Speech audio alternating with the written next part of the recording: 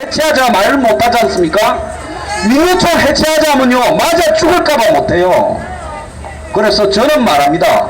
민노총이 해체되어야 대한민국이 산다. 경제조도 해체되어야 대한민국이 산다. 예. 그거 하자는 겁니다. 예.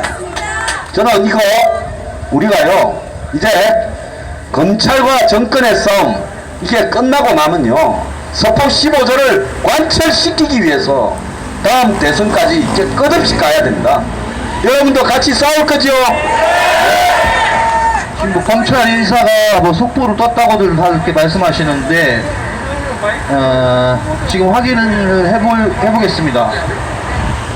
속보 떴어요? 그럼 변호사님께서 지금 저도 회원분께서 자원봉사하시면서 말씀을 해주셨나 알았는데 그 법무부 검찰국장의 현 지금 그 서울 동부지검장을 맡고 계시는 조남관 검사장님이신가 분이 이제 그 검찰국장에 임명이 돼서 일단은 비검사나 혹은 이제 자기들의 명확한 자기들의 측근으로 이제 검찰국장에 이제 임명하는 것은 일단은 좀 좌절된 걸로 보이는데 뭐 이번에 임명되신 전 동부지검장님도 또 성향도 좀 변화가 되는데 어쨌든 문재인이 기도한 것처럼 비검사가 법무부 검찰 쪽 국장을 맡게 되는 일은 일단 좌절된 것 같습니다.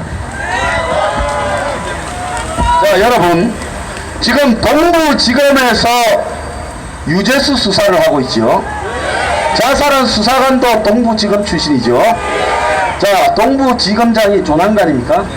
그 양반이 검찰국장이 된 거는 천만의 다행입니다. 우리가 이기는 겁니다. 이거는 오늘 문정권은 유해지라고 검사하다가 지청장하다가 통영지청장하다가 삼성에 가서 상무한 사람을 검찰국장으로 갖다 놓고 지금 이 삼성 수사를 다 없애버리려고 한 겁니다. 그런데 검찰인사위원회에서 그래도 세상에 고전 사람들이 좀 있어요. 곳곳에 다 반대해서 이거는 말이 안 된다 이래가지고 좌절돼 버린 겁니다. 그러니까 지금 오후 들어서 엄청나게 당황하고 있죠. 왜 제가 아침에 삼성과 정권과 검찰의 문제를 폭로했겠습니까? 자 그래서 지금 오후 들어서 검찰인사위원회에서 삼성 출신이 검찰국장을 하려다가 날아가 버리고 그 자리에 조남관 동부지검장이 간 겁니다. 이긴 겁니다. 아시겠습니까?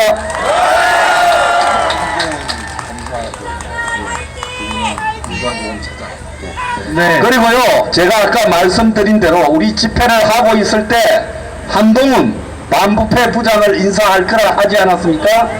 그래서 한동훈 부장은요 지금 발령이 딴 데로 나버렸죠.